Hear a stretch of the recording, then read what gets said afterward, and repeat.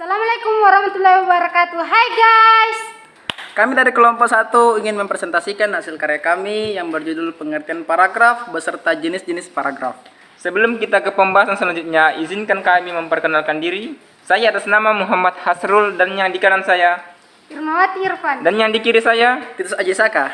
Untuk mengefisienkan waktu, langsung saja kita masuk ke topik pembahasannya. Definisi paragraf. Paragraf atau yang disebut dengan alinea adalah seperangkat atau sekelompok kalimat yang tersusun dari satu kalimat pokok dan beberapa kalimat penjelas. Nah, kalimat pokok yang dimaksud adalah suatu kalimat yang berisikan masalah atau kesimpulan dari paragraf itu sendiri, dan yang dimaksud dengan penjelas adalah kalimat yang berisikan masalah yang terdapat dalam kalimat pokok. Ciri-ciri paragraf. Ciri-ciri paragraf ada 4, yaitu 1. Kalimat awalnya terletak atau dalam 5 ketukan. Untuk karangan ilmiah ini contohnya skripsi, tesis, dan disertasi. Yang kedua, paragraf pikiran utama yang dinyatakan dalam kalimat topik. Kalimat topik sendiri hanya satu dalam paragraf. Dan yang ketiga, paragraf memakai sebuah kalimat topik juga selebihnya merupakan kalimat pengembang berfungsi menjelaskan, menguraikan, atau menerangkan pikiran utama yang ada dalam kalimat topik. Dan yang keempat, paragraf memakai pikiran menjelas dinyatakan dalam penjelas. Kalimat ini berisi detail-detail kalimat topik yang hanya berisikan satu kalimat topik dan juga beberapa kalimat penjelas. Oke, selanjutnya yaitu fungsi-fungsi paragraf. Fungsi paragraf itu sendiri terdiri dari beberapa fungsi, yaitu yang pertama mengekspresikan gagasan. Mengekspresikan gagasan berarti memberikan bentuk suatu pikiran dan juga perasaan ke dalam rangkaian kalimat yang tersusun sehingga membentuk suatu kesatuan. Yang kedua, menandai peralihan gagasan. Menandai peralihan gagasan itu sendiri berarti beralih ke gagasan baru atau ganti pikiran. Yang ketiga, memudahkan pengorganisasian gagasan. Memudahkan pengorganisasian gagasan agar supaya yang membacanya dapat memahami dengan mudah.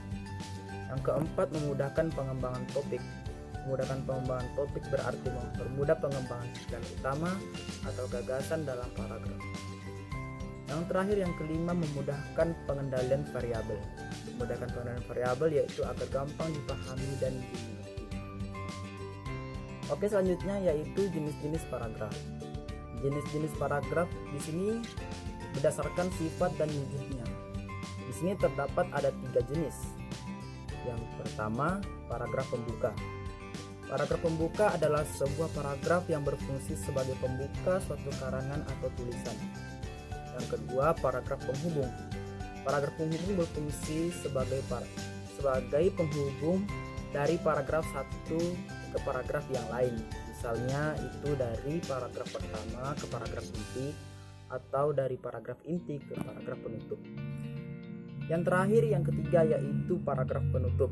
Paragraf penutup sendiri letaknya berada di akhir sebuah karangan dan bertujuan menunjukkan tulisan telah berakhir.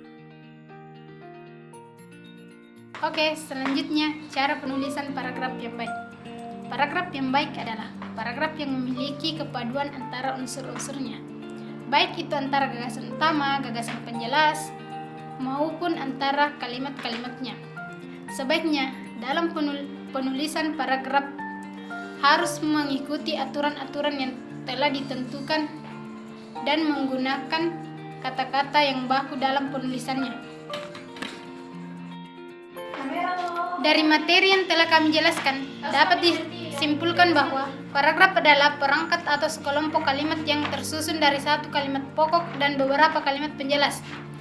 Paragraf tidak berkaitan dengan segi keindahan karangannya itu, tetapi pembagian paragraf ini memiliki beberapa kegunaan yang tersusun secara logis dan sistematis yang memiliki satu kesatuan gagasan.